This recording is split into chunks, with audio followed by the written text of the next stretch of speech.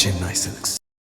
S, வீடு, schools, hotels, store room இங்கெல்லாம் partition wall கட்டணும்னாலும் இப்போ பில்டிங் ஓனர்ஸோட first choice Renocon Rapid Wall Panels. ஆஹா, no compromise. உங்க சைடுலயும் எங்க சைடுலயும். It's a GT promise. GT Holidays, South India's #1 travel brand. மாபெரும் 5 கொள்கை தலைவர்களை நம்முடைய வழிகாட்டிகளாக நாம் ஏற்றுக்கொண்டிருக்கிறோம். இந்த சமூகத்தில் அனைவருக்கும் சம வாய்ப்பு கிடைக்க வேண்டும், விகிதாச்சார அடிப்படையில் பிரதிநிதித்துவம் கிடைக்க வேண்டும் என்று தன்னுடைய வாழ்நாள் முழுவதும் சட்டத்தின் மூலமாக புரட்சியை ஏற்படுத்திய அண்ணல் அம்பேத்கர் அவர்களை கொள்கை தலைவராக ஏற்றுக்கொண்ட கழகம் தமிழக வெற்றி கழகம். இன்றைக்கு இந்த பொதுக்கூட்டத்தில் ஆண்களை விட பெண்கள், சிங்க பெண்கள் அதிகமாக கலந்து கொண்டிருக்கிறார்களே, இந்த சிங்க பெண்கள் தன்னுடைய வாழ்க்கையில் சுதந்திரமாக செயல்பட வேண்டும் என்று பெண் விடுதலைக்காக தன்னுடைய வாழ்நாளின் இறுதி மூச்சு வரை போராடிய தந்தை பெரியாரை புரட்சிக்காக விட்ட தந்தை பெரியாரை கொள்கை தலைவராக ஏற்றுக்கொண்ட இயக்கம் தமிழக வெற்றி கழகம். தன்னுடைய குடும்பத்திற்கெல்லாம் உழைக்காம, தன்னுடைய குடும்பத்தை கூட பார்க்காம, தன்னுடைய தாயை கூட பார்க்காம இந்த தமிழ்நாட்டினுடைய ஒவ்வொரு குடும்பத்திற்காகவும் நேர்மையாக நிர்வாகத்தை கொடுத்த ஐயா காமராஜர் அவர்களை கொள்கை தலைவராக ஏற்றுக்கொண்ட இயக்கம் தமிழக வெற்றி கழகம். இந்திய அரசியல் வரலாற்றிலேயே 2 பெண்களை, அஞ்சலை அம்மாளையும் வேலு நாச்சியாரையும் கொள்கை தலைவராக ஏற்றுக்கொண்டு பெண் வழிகாட்டிகளாக முன்னிறுத்தி வழிநடத்திக் கொண்டிருக்கிறது தமிழக வெற்றி கழகம். அதனாலதான் இன்னைக்கு இவ்வளவு பெண்கள் இங்க அமர்ந்திருக்கிறாங்க. ஆண்களை விட பெண்கள் இங்க அதிகமாக அமர்ந்திருக்கிறாங்க. அந்த அளவிற்கு கொள்கை வழிகாட்டினை நம்ம வச்சிருக்கிறோம். மதச்சார்பற்ற சமூக நீதி என்ற பெயரில் நம்முடைய கொள்கைகளை நாம் வகுத்திருக்கிறோம். மதச்சார்பின்மை நம்முடைய பிரதானமான கொள்கை. இங்க இருக்கக்கூடியவர்கள் யார் எந்த மதத்தை வேணாலும் ஃபாலோ பண்ணலாம். இங்க இருக்கக்கூடியவர்கள் யார் எந்த மதத்தின் மீது நம்பிக்கை வச்சிருக்கலாம், யார் எந்த கடவுள் மீது நம்பிக்கை வச்சிருக்கலாம், ஏன் மதத்தின் மீதே நம்பிக்கை இல்லாதவர்களும் இங்க அமர்ந்திருக்கலாம். ஆனா நாங்க அத்தனை பேரும் எந்த மத பிளவுவாதமற்ற ஒற்றுமையாக இன்று நிற்கிறோம் என்றால் அதுதான் மதச்சார்பின்மை, அதுதான் மத நல்லிணக்கம், அதுதான் எங்கள் தலைவர் தளபதி எங்களுக்கு வகுத்து கொடுத்த கொள்கை. சமூக நீதி. ஒரு காலத்துல ஒரு குறிப்பிட்ட சாதியினர் மட்டும்தான் கல்வி கற்க முடியும், ஒரு குறிப்பிட்ட சாதியினர் மட்டும்தான் உயர் பதவிகளுக்கு வர முடியும், அரசாங்கத்தின் பதவிகளுக்கு வர முடியும். இன்று எந்த சாதியின் அடிப்படையில் மக்கள் ஒடுக்கப்பட்டார்களோ அதே சாதியின் அடிப்படையில் அவர்களுக்கு அனைத்து வாய்ப்பையும் வழங்குவதற்காக உருவாக்கப்பட்டது சமூக நீதி. அந்த சமூக நீதியை கொள்கையாக வைத்துக் கொண்டவர் நம்முடைய தலைவர் தளபதி அவர்கள். ஜனநாயக நாட்டில் கோபாலபுரத்தில் இருக்கக்கூடிய மன்னராட்சி முதல்வர் மு.க. ஸ்டாலின் அவர்களுக்கு என்னென்ன உரிமைகள் இருக்கிறதோ அதே உரிமை இங்க இருக்கக்கூடிய குப்பனுக்கும் சுப்பனுக்கும் இருக்கு. அந்த ஜனநாயக உரிமையை நிலைநாட்டுவது நம்முடைய கொள்கை. போதையில்லா தமிழ்நாட்டை உருவாக்குவது நம்முடைய கொள்கை. போதையில்லா தமிழ்நாட்டை உருவாக்குவது நம்முடைய கொள்கை. ட்ரக் ஃப்ரீ சொசைட்டி இங்க இருக்கணும்னு சொல்றது நம்முடைய கொள்கை. இயற்கை வளங்களை பாதுகாக்க வேண்டும் என்று சொல்வது நம்முடைய கொள்கை. இருமொழியே தமிழ்நாட்டிற்கு உகந்தது என்று இருமொழி கொள்கையை ஏற்றுக்கொண்டது நம்முடைய கொள்கை. மாநில சுயாட்சியை என்றைக்கும் நிலைநிறுத்துவது நம்முடைய கொள்கை. இப்படி மதச்சார்பற்ற சமூக நீதியின் கீழ் இத்தனை கொள்கைகளை வகுத்து ஐயன் வள்ளுவன் அவர்கள் நமக்கு கொடுத்த பிறப்புக்கும் எல்லா உயிர்க்கும் என்ற ஒற்றை கோட்பாடோடு களத்தில் இருக்கிறது தமிழக வெற்றி கழகம். இவ்வளவு கொள்கையும் சொன்னதுக்கு அப்புறம் கூட சில பேர் குறுக்க மறுக்க வந்து கொள்கை என்னன்னு கேட்டுக்கிட்டே தான் இருப்பான். தூங்குறவனை எழுப்பலாம், தூங்குறவன நடிக்கிறவனை எழுப்ப முடியுமா? முடியாது. சிவரங்காதுல சங்கூதுனா கேட்குமா? கேட்காது. நம்ம சொல்ல வேண்டியது பொதுமக்கள். அந்த கொள்கையை நம்ம பொதுமக்கள் சொல்லிக்கிட்டு இருக்கோம். இந்தியாவிலேயே இன்றைக்கு தமிழ்நாட்டில் நீங்க எடுத்துக்கொண்டால் இருக்கக்கூடிய கட்சிகள்ல கொள்கை பிடிப்போடு களத்தில் மக்களுக்காக செயல்படக்கூடிய ஒரே கட்சி தமிழக வெற்றி கழகம் மட்டும்தான். பெயர் அளவில் கொள்கையை வைக்காம கொள்கை நின்று மக்களுக்கு சேவை செய்யக்கூடிய இயக்கம் தமிழக வெற்றி கழகம் மட்டும்தான். புரட்சி தலைவர் எம்ஜிஆர் அவர்கள் முதல்ல அதிமுகவை கழகமாக தொடங்கும் பொழுது அவர் யாரை நம்பி தொடங்கினார்? இந்த தாய்மாரை நம்பி கட்சி தொடங்கினாரு, வெற்றி பெற்றாரு. 10 ஆண்டுகளுக்கு மேலாக திமுக ஆட்சி அதிகாரத்துக்கு வராம இருந்துச்சு.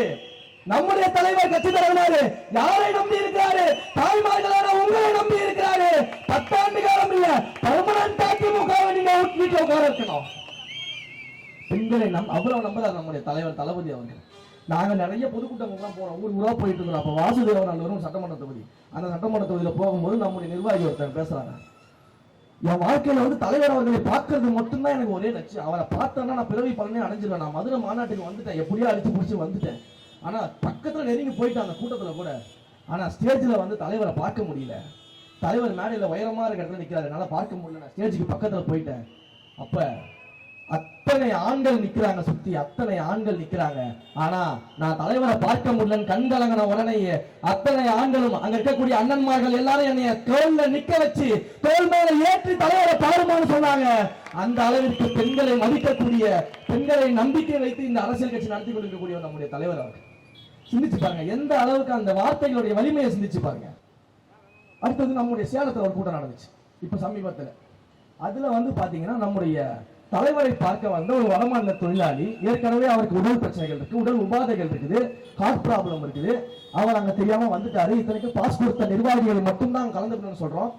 அப்படிப்பட்ட சூழல் வந்து கலந்துக்கிறார். கலந்துக்கும் போது என்ன ஆகுது, அவர் உடல்நிலை சரியில்லாம மயக்கம் போடுறாரு, மருத்துவமனை கூட்டு போறாங்க, கூட்டு போற வழியில இறந்துடுறாரு. இது வந்து நேச்சுரலா நடந்தது, ஒரு ஆக்சிடென்டல். அவர் ஏற்கனவே உடல் உபாதை இருக்குது. இதை எல்லா இடங்களையும் தெளிவு பண்ணியாச்சு. அவருடைய நண்பரும் பல இடங்களில் பேட்டி கொடுக்கிறாரு. ஆனா இந்த திமுக அதை வைத்துக் கொண்டு ஒரு பிண அரசியல் செய்யக்கூடிய வேலையில் ஈடுபட்டு உடனே உதயநிதி ஸ்டாலின் வைக்க நிட்டுறாங்க. ஐயா இதை பத்தி என்ன சொல்றீங்க, கூட்டம் நடத்தினவங்க தான் அதை பத்தி சொல்லணும், அவங்க தான் அதுக்கெல்லாம் பொறுப்பேற்கணும் அப்படின்னாரு. அப்படியா? அப்ப நான் கேட்கிறேன், மாஞ்சோலை தேயிலை தோட்டத்துல ஊதிய உயர்வுக்காக போராடிய அத்தனை பேரை ஆத்துக்குள்ளேயே வச்சு கொண்டீங்களே, அதற்கு திமுக பொறுப்பேற்குமா? பொறுப்பேற்று போற ஏத்துக்கிட்டு தான் ஆகணும். வாங்க அறிவாலயத்துக்கு வாங்க, நீங்க நானும் உட்கார்ந்து டிஸ்கஸ் பண்ணுவோம், எல்லா மீடியாவும் கூப்பிட்டு பேசுவோம். முடிஞ்சா பேசி ஜெயிச்சு காட்டுங்க உதயநிதி ஸ்டாலின். சும்மா போற போகல பேட்டி கொடுத்துருக்கா பயப்படுற ஆட்கள் நாங்க கிடையாது அப்படின்னு நம்ம சொல்லிக்கிட்டு இருக்கோம். சிந்திச்சு பார்க்கலாம். அப்ப எப்படி இவர்கள் வந்து ஒரு விஷயத்தை அரசியலாக மாற்றிக் கொண்டிருக்கிறார்கள் அப்படின்னு நம்ம பார்த்துக்கணும். அவ்வளவு கொடூரமா அரசியல் பண்ணிட்டு இருக்கிறாங்க. எவ்வளவு கேவலமான முறையில் இறங்கி அரசியல் பண்ணி இன்றைக்கு வந்து எங்களால ஒரு பணி செய்ய முடியல. ஒரு ஸ்டேஜ் போட்டு ஒரு விழா நடத்துறோம்னா ஒரு பர்மிஷன் வாங்குறது அவ்வளவு பிரச்சனையா இருக்கு. அவ்வளவு கிடுக்குப்பிடி போறாங்க, அவ்வளவு கண்டிஷன்ஸ் போறாங்க. அதையும் தாண்டி நாங்க மக்களை சந்திச்சுக்கிட்டு இருக்கிறோம், நிர்வாகிகள் சந்திச்சுக்கிட்டு இருக்கிறோம். அப்படின்னா சிந்திச்சு பார்க்கணும் மக்களே. ஒரு மன்னராட்சி இங்க நடந்துச்சுன்னா மக்களாட்சி என்பது மலர்வதற்கான வாய்ப்பே இல்லை. இந்த 2026 தேர்தல் என்பது மன்னராட்சிக்கும் மக்களாட்சிக்கும் நடக்கக்கூடிய போராட்டம். இந்த 2026 தேர்தலில் மக்களாட்சியின் முதல்வராக நம்முடைய தலைவர் தளபதி அவர்கள் அரியணையில் ஏற வேண்டும். 1967 பேரறிஞர் அண்ணா அவர்கள் ஒரு மாபெரும் புரட்சியை செய்தார்.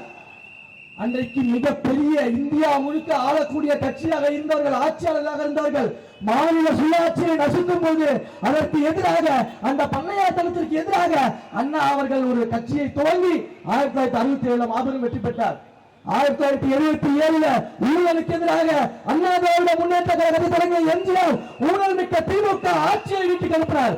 இன்றைக்கு ஒரு சேர 2026 பேரறிஞர் அண்ணாவாகவும் புரட்சி தலைவர் எம்ஜிஆராகவும் நம்முடைய தலைவர் தளபதி அவர்கள் தேர்தலை சந்தித்து 2026 தேர்தலில் முதலமைச்சராக அமரப் போகிறார். அதை நாம் நிகழ்த்தி காட்டப் போகிறோம். யாருக்கு வரும் அந்த தில்லு?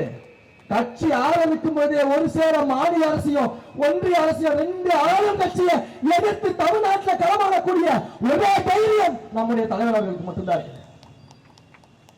நம்ம எவ்வளவு போராட்டங்களை பார்த்துட்டு வந்திருக்கிறோம். நாகையில மீனவர்களுக்காக போராட்டம் நடத்தியாச்சு. நடிகராக இருக்கும் பொழுது ஈழத்தமிழர்களுக்கு உண்ணாவிரதம் இருந்தார் நம்முடைய தலைவர் ஐயா கருணாநிதி அவர்கள் இருந்த மாதிரி உண்ணாவிரதம் கிடையாது. அது ரொம்ப முக்கியம், வரலாறு ரொம்ப முக்கியம் அமைச்சரே அப்படின்ற மாதிரி. அந்த மாதிரியான உண்ணாவிரதம் கிடையாது. அதாவது காலையில வீட்டுல டிஃபன் சாப்பிட்டு வந்துட்டாப்புல நேரா பீச்சுக்கு வந்தாரு. வந்துட்டு ஆல்கோல் செட் பண்ணி வச்சு கட்டில் எல்லாம் போட்டு வச்சிட்டாங்க. மதிய சாப்பாடு டைம் எத்தனை மணிக்குப்பா? 1 மணிக்கு. அப்ப சரி அப்படின்னு அப்படியே படுத்தாரு உண்ணாவிரதம்னு சொல்லிட்டு.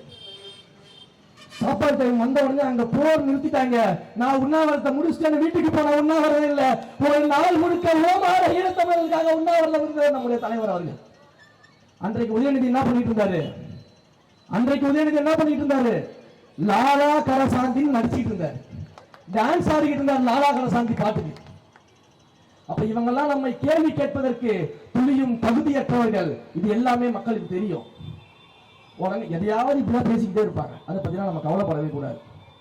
ஏன்னா அவங்க மட்டும் பேச மாட்டாங்க, எல்லாருக்கும் தெரியும். நான் வரும்போதுலாம் பல வேலைகளை கேட்பாங்க, ஐயா இன்னொரு கூட்டம் பேசிக்கிட்டே இருக்கு, அந்த கூட்டத்தை பத்தி நீங்க யாரும் பேசவே மாட்டீங்க, திமுக அடிக்கிறீங்க, சரி ஒரு கூட்டம் முழுக்க ஓடிக்கிட்டே இருக்குது, அந்த கூட்டத்தை ஏன் நீங்க பேச மாட்டேங்கிறீங்க, அந்த கூட்டத்தை ஏன் நீங்க எதுவும் பண்ண மாட்டீங்க, அந்த கூட்டத்தை எதுவும் பண்ண தேவையில்லை, அதுவாகவே போய் சேர்ந்துரும், அந்த கூட்டம் அதுவாகவே போய் சேர்ந்துரும். நம்ம ஏன் பேசி அந்த கூட்டத்தை பெருசாக்கிட்டு இருக்கணும்? அந்த கூட்டத்துக்கு என்ன நம்ம இப்ப கேட்கறோம்ல, ஐயா உதயநிதி ஸ்டாலின் வாங்க, முக ஸ்டாலின் வாங்க, அலுவலகத்துல கொள்கை விவாதம் நடத்துவோம் வாங்கன்னு சொல்லி நம்ம கேட்கறோம்ல, உடனே அவங்க வருவாங்க. எங்க கூட கொள்கை விவாதம் நடத்த தயாரா?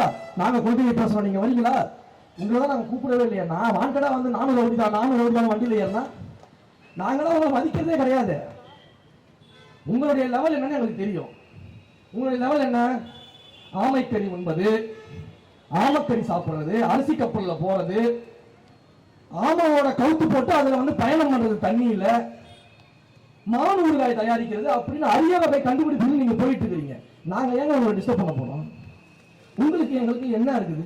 இதுல வேற அவர் ஒருத்தர் ஏறிப்பாரு, அது நெஞ்சலாடி வேற பண்ணிட்டு உங்கள் தலைவர் தளபதி எந்த தொகுதியில நிற்கிறாரோ அந்த தொகுதியில நான் எதிர்த்து நின்று களமாடுவேன் அப்படின்னு ஒருத்தர். இப்படியே பேசிக்கிற போற நல்லா தலைவர் நிற்கிற தொகுதியில் நான் தான் நிற்பேன், நான் எதிர்த்து நிற்பேன், விஜய் எதிர்த்து நிற்பேன் அப்படின்னு முதல்ல உங்க அண்ணனை டெபாசிட் வாங்க சொல்லி அப்புறம் நீ என் தலைவருக்கு எதிராக அவங்க நிக்கலாம். பாவம், இன்னும் பயிற்சியிலே இருக்கிறாங்க. அப்படியே இருந்துட்டு போறோம். நாங்க ஆல்ரெடி ஏற்கனவே நாங்க 120 கவுன்சிலர் ஜெயிச்சுட்டு தான் எங்க களத்துக்கே வந்திருக்கிறோம். ஒவ்வொரு வீட்டிலேயும் எங்களுக்கு ஓட்டு இருக்குது, ஒவ்வொரு வீட்டிலேயும் எங்க தலைவர் இருக்கிறாரு. ரேஷன் கார்டுல மட்டும்தான் என் தலைவர் பேர் இல்ல. ஒவ்வொரு குடும்பத்தின் மகனாக, அண்ணனாக, தம்பியாக, பிள்ளையாக எங்க தலைவர் இருந்து கொண்டிருக்கிறார்கள். அன்றைக்கு எலெக்ஷன் தேதி அறிவிச்ச உடனே பூத்துக்கு வந்து வாக்கு போடுறது மட்டும்தான் மிச்சம், வேற எதுவுமே கிடையாது. எல்லாம் வர போறாங்க, வாக்களிக்க போறாங்க, எங்க தலைவர் ஜெயிக்க போறாங்க. 2026 முதலமைச்சரா இருந்து கையெழுத்து போட போறாரு. அது நடக்கதான் போகுது. அதுக்குள்ள பரபரப்பா பேசிக்கிட்டு இருப்பாங்க. அதனால இவர்களை நோக்கி நம்ம நேரத்தை வீணடிக்க கூடாது. இப்ப நம்ம எல்லாம் வந்து மக்கள் இயக்கமாக இருக்கோம். தலைவர் படத்தெல்லாம் எப்படி கொண்டாடுவோம்? தலைவருடைய படத்தை பார்ப்போம். தலைவர் வந்து படத்துல மிக சீரியஸா நடிச்சுக்கிட்டு இருப்போம்ல. நீங்க வந்து பாத்தீங்கன்னா தலைவர் ஜெயிக்க போறாரா, வில்ல என்ன பண்ண போறாரு, ரெண்டு பேருக்கு கிளைமேக்ஸ் என்ன ஆக போகுது அப்படின்னு நம்ம யோசிச்சே இருப்போம். அப்ப நடுவில் நம்ம என்டர்டைன்மெண்ட் பண்றதுக்கு என்ன பண்ணுவாங்க? ஒரு காமெடி சீன் வரும். என்ன பண்ணுவீங்க? அந்த காமெடி சீனை பார்த்துட்டு அப்படி சிரிச்சு விட்டுட்டு நேரம் கிளைமேக்ஸை பத்தி தான் நம்ம யோசிப்போம். அந்த மாதிரி இது போன்ற அரசியல் நகைச்சுவைகள் எல்லாம் அப்பப்ப பார்த்து சிரிச்சு ரிலாக்ஸ் பண்ணிக்கங்க. ஆனா நம்மளுடைய நோக்கம் எல்லாம் இந்த திருட்டு மாடல் திமுகவை வீட்டுக்கு அனுப்புவது மட்டும்தான் நம்முடைய நோக்கம். திருட்டு மாடல் உடனே கோச்சிக்காதீங்க, உண்மைதான் சொன்னேன். திமுக திராவிட முன்னேற்ற கழகம் நினைச்சிட்டு இருக்கீங்களா? திருடர்கள் முன்னேற்ற கழகம், திருடர்கள் முன்னேற்ற கழகம் திமுக.